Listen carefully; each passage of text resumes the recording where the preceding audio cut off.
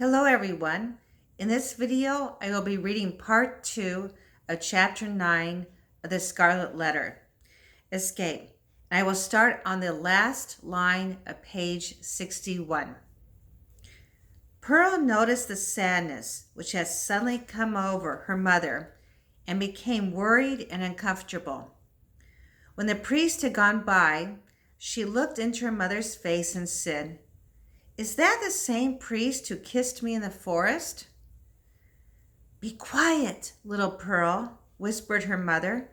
"We must not talk in the marketplace about the things that happened to us in the forest." Then she heard her name spoken and turned to see Mistress Hibbins behind her.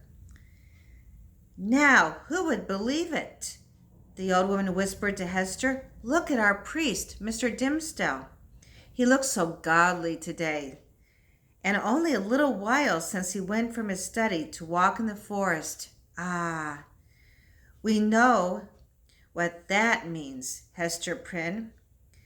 Can you be sure, Hester, that he is the same man you met among the trees?" "Mistress Hibbins, I don't know what you are talking about," said Hester.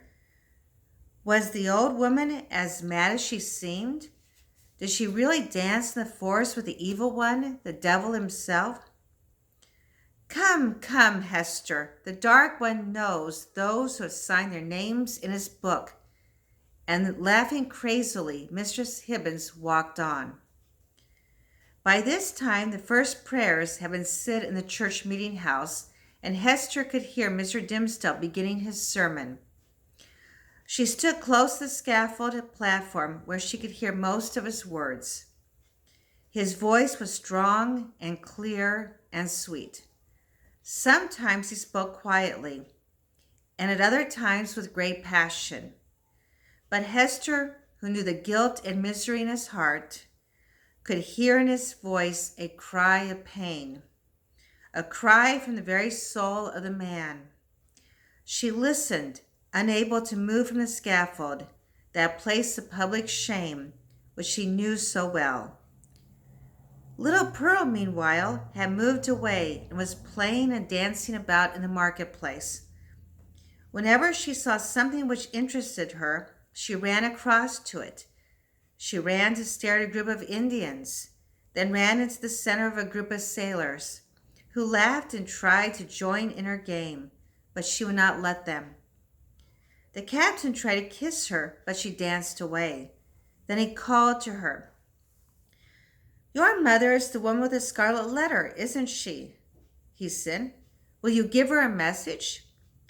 Tell her that I spoke with the old doctor, and he will bring the other gentlemen to the ship with him. She need only take herself and you. Will you tell her that?" Pearl ran through the crowd to her mother and repeated the captain's words.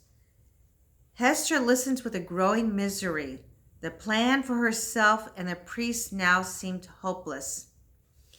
And even as she suffered this great disappointment, a crowd was coming together around Hester, mostly people from the countryside who had heard about, but not seen, the woman with the scarlet letter, and wanted to stare at her. The Indians, too, came to look. And while Hester stood in the center of that circle of shame, Mr. Arthur Dimmesdale stood in the church and received the love and respect of all who listened to him. When he finished his sermon, there was silence inside the meeting house. A minute later, the crowd began to leave the church, all talking at once. "How beautifully their good Mr. Dimmesdale has spoken," they said. "What a wise and godly man he is." There was a sadness, too, not in the words themselves, but in the way he spoke to them. A sadness of someone who was about to die. Yes, their priest, whom they loved and who loved them, had the sound of a man who would not be in this world much longer. And Mr. Dimmesdale, it was his proudest moment. Now the band began to play again, and the soldiers got ready to lead everyone to the town hall. The people stepped back to make room for the governor, the magistrates, the officers of the town, and the priest. They shouted and waved, but the noise began to die away as the crowd saw their young priest, Mr. Dimmesdale. And that concludes the second part of chapter 9 of the Scarlet Letter. Thank you.